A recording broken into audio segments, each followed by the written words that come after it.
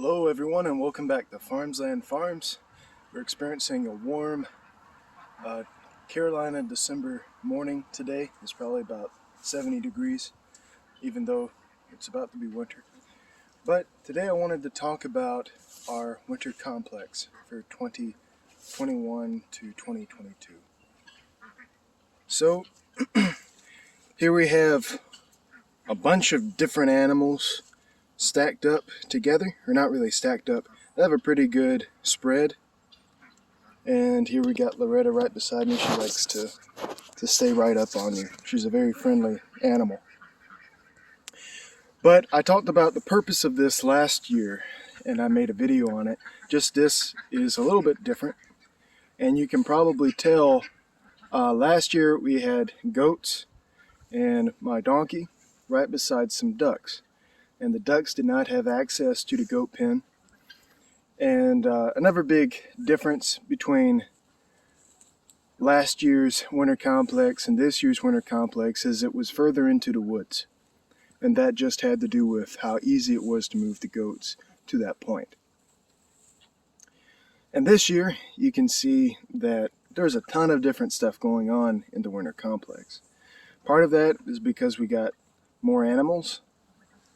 And also part of that is we've progressed to the point where we can efficiently have all these animals in one place with all of them being healthy and happy. I'll address some of the issues with the winter complex of why we do it and also why we've done it the way we did this year. So I've discussed this in the last video, the one that I made last year, but the reason why we have a winter complex is because we want to keep the pasture as pristine as possible during the spring, summer, and fall months. In order to do that, we absolutely have to take them off while the grass is dormant. It's kind of like kicking somebody while they're on the ground. If you kick them, it makes it even harder for them to get back up. The grass, metaphorically, is already on the ground because the temperatures are just so cold. I mentioned that today is very warm. Yesterday was actually very cold. And in the Carolinas, it alternates back and forth a lot. But especially next month and into February, it's going to be consistently cold, consistent weather under 50 degrees. And all of the warm season grasses are not going to be able to not be dormant during that time period. We have planted ryegrass over the warm season grasses, and because of the way we manage our pastures, there are cool season grasses and herbs growing in our pasture right now, but that's not able to sustain them throughout the entirety of the winter. So in order to sustain our cows and goats and sheep and everything, and to sustain our pastures, we bring them here into what I call the complex.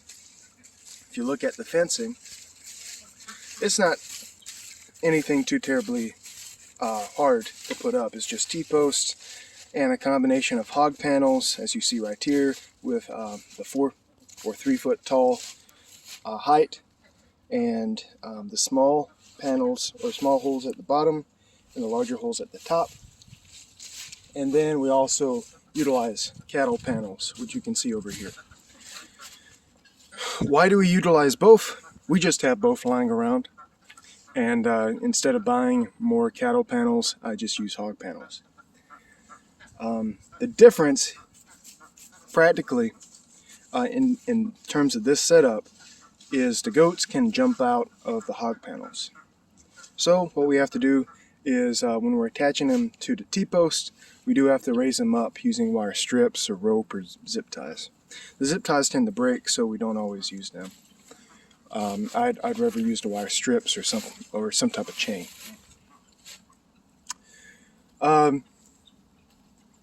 Beyond that, as you can see here, we have a lot of poultry pens set up. And also, as you can see, the poultry are out running with the cows and goats. Also, as you can see, we can't mention the poultry without mentioning the bedding.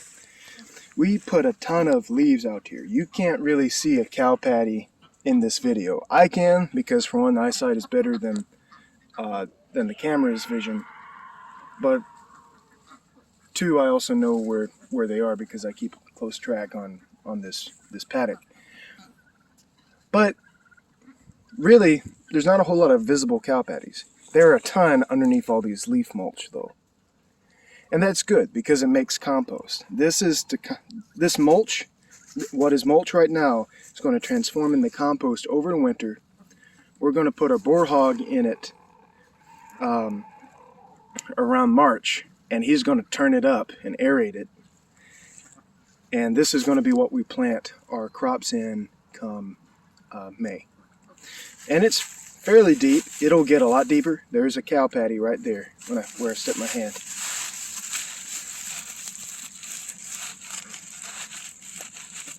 Right now, it's about up to my knuckles deep. So maybe 4 inches, 3-4 inches.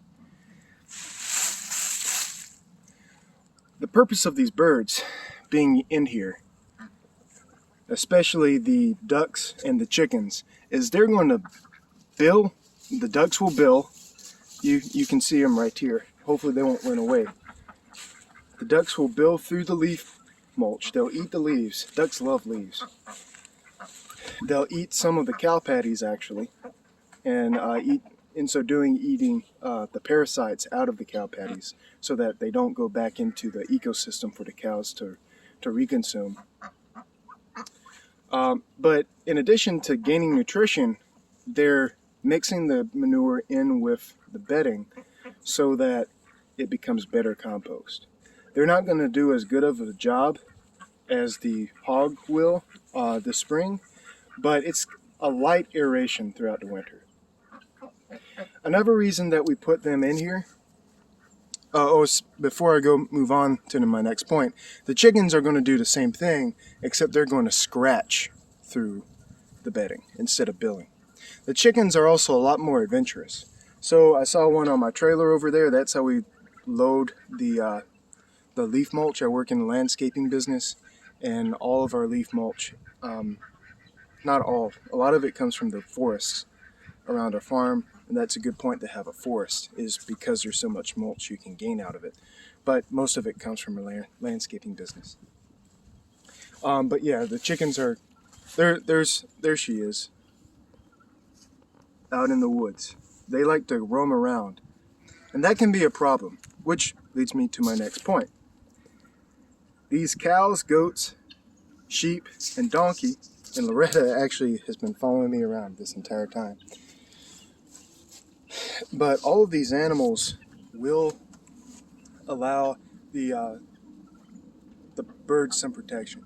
Birds generally aren't that good at protecting themselves, and because of that, I've learned to keep them mainly enclosed throughout the year. But during the winter, because we have all these huge species comparatively living with the animals, we haven't experienced any predation so far, and hopefully that's good. Now the ducks, they will never venture outside of the goat paddock. The chickens, like I said, will.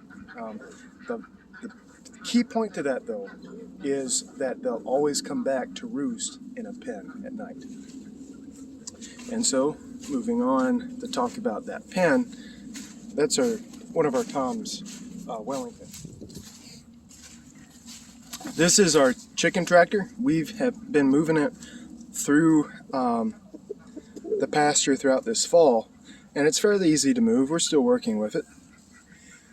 But we just hitched it right up beside the goat paddock, put some dog kennel panels around it to protect them while they're sleeping at night, and if we wanted to, we can close it up. The only thing we really need to do in addition is put a second tarp or a third tarp on it to protect them from rain and wind.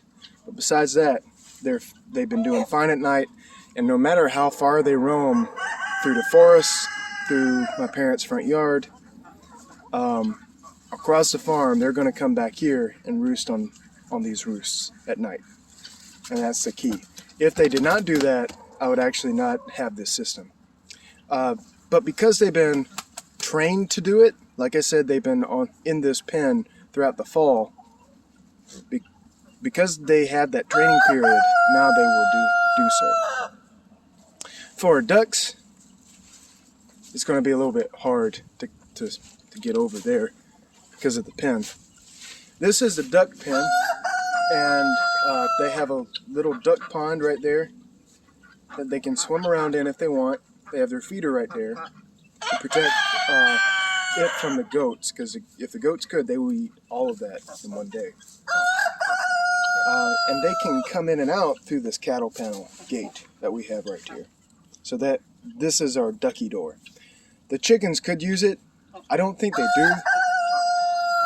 I think they'd rather fly over the panels to get into the goat paddock. This right here is our experimental turkey tractor. I'll probably have a video devoted entirely to it. But we have a cage on top to protect from predators, and then we have a collapsible A-frame so we can move it around. The A-frame, I'm still working around with it. I don't know how I feel about it. So again, that will be a video for another time. One last thing is our guinea fowl. I don't know if you can see them from here.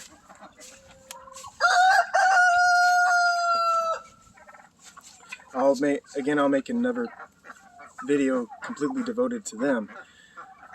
They are not allowed out. The reason being is these are the only guinea fowl I have, and guinea fowl are so good. And you can see Shuri is out there Shuri the turkey is trying to attack them through the fence, but you can't get to them. The turkeys are very protective. And if they think anything is trying to attack them, or anything that they perceive to be their flock, a lot of times they will gang up and attack what they perceive to be a threat. But it's good that Shuri can't get in with them. But anyway, guinea fowl are so good at dying, I don't want to let my only 8 birds out and then they all get eaten by owls or hawks within the first few weeks of them being out. So the theory behind this is to train them to roost in what I call a tree house. Obviously it's not on a tree right now. This is a prototype tree house, and eventually we'll raise something like this into tree limbs using a pulley system. And these guys will have babies, and their children will be trained to the same thing, and then we can have several tree houses around the farm, and they will roost in them at night. And so far we have gotten good results out of it. They fly up into it every night, and it's pretty cool. I enjoyed building it. It's a neat project. The thing we have to worry about now is making it lighter so we can actually lift it up into tree limbs. So, with that, I know this has been a longer video than I usually make, but I hope you enjoyed it, and I hope you gained some information you can use on your own farm through this video. If you have any questions, let me know, and I'll see you guys in a few months.